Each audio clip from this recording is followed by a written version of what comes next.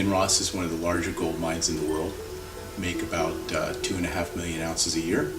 We manage several mines in Ghana and in Mauritania. We employ several thousand people at each one of the mines, open pit at both sites with an underground or 2 undergrounds in Ghana.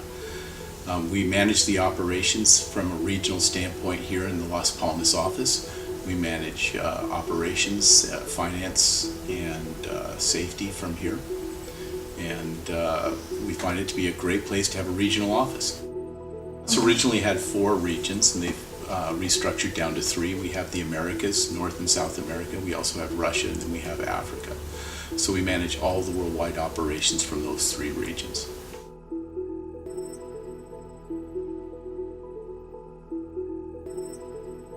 Well, this was a difficult decision for us.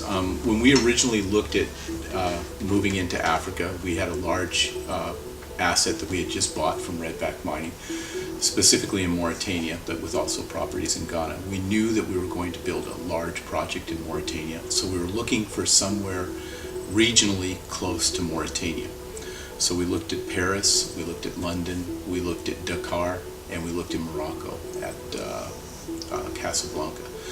But then we also looked at the Canary Islands, and when we realized the proximity of the Canary Islands to Mauritania, that was a driving factor. But there was some question as to whether we could actually get an industrial look and feel for offices in the Canary Islands. Where you go to Morocco or Dakar, there's an international business background in those countries, and also in Paris and London. When you have expats in a place like Dakar or in Casablanca, you have some, not a lot, but you have some security concerns. When you get into more developing countries, you have higher level security concerns. And then when you go to Paris or London, you have not a security concern, but you have a cost concern. The beauty of the Canary Islands, specifically Las Palmas, is that you have low cost or relatively low cost. You have good security, you have good education, you have all the things that you would need to place your expats so that the families are safe and happy while you're continuing to try and run the business in the developing countries in Africa. So it's the best launching point I've ever worked in terms of having expats available or expat families in a safe, good quality environment so that they can rotate in and out to their mine sites.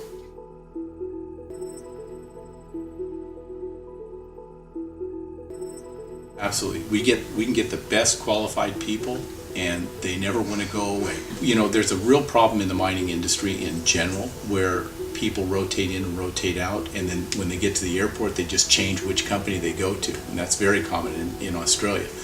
Where with this location, the expats come in, they're invested, their families are well placed and well taken care of, and they're not going to look for another job. And that's the thing that makes this such an attractive proposition for us.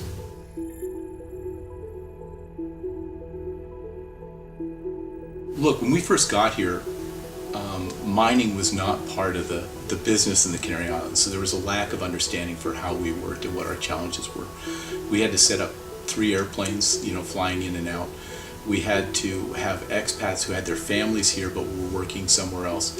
So we needed to work with the government to set up the laws here so that they accommodated that. And that's one thing I really appreciated about the government, is that they recognized the challenges, and they, not immediately but pretty quickly, were able to work with us to get things in a way that we could do our base of operations here and still respect the laws of the Canary Islands and Spain and the European Union. So I was very pleased with the support that we got from the government for this.